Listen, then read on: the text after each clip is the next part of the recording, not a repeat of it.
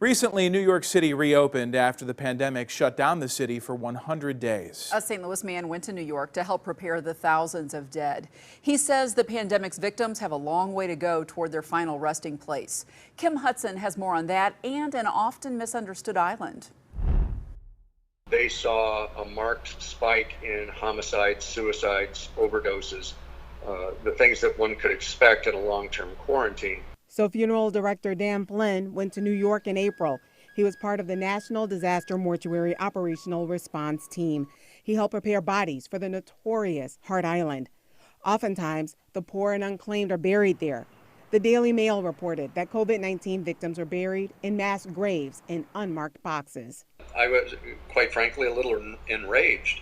I had a marker in my hand. MELINDA Hunt of the Hart Island Project says there was also outrage over footage of prison labor that had been used for decades. It was shot on April 2nd, which is the last day of inmate labor. We transferred jurisdiction of Hart Island on December 4th, 2019, so inmate labor was in the process of ending. FLYNN says no one can take any pictures while the caskets are prepared for Hart Island.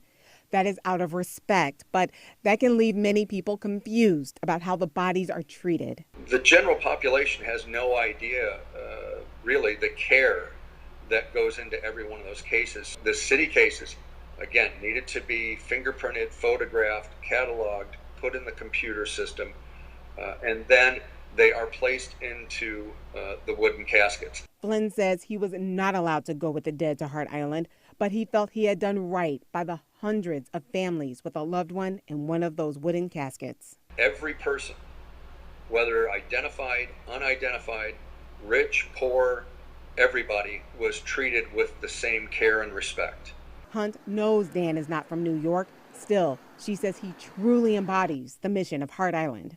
I hope that every city is so lucky as to get people like Dan. Families need to know that the bodies of their loved ones are being handled with respect and carefully. That care is there, even with thousands dying from COVID-19 in New York. FLYNN points out that each and every body has to go through some sort of funeral home.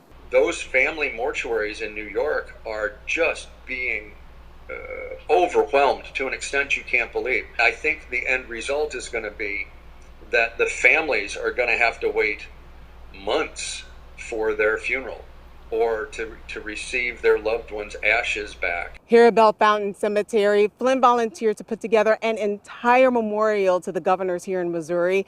But he said for the COVID response, there is a nationwide list of volunteers. And I'm on that list as well. So you might go back? I might go back. Kim Hudson, Fox 2 News.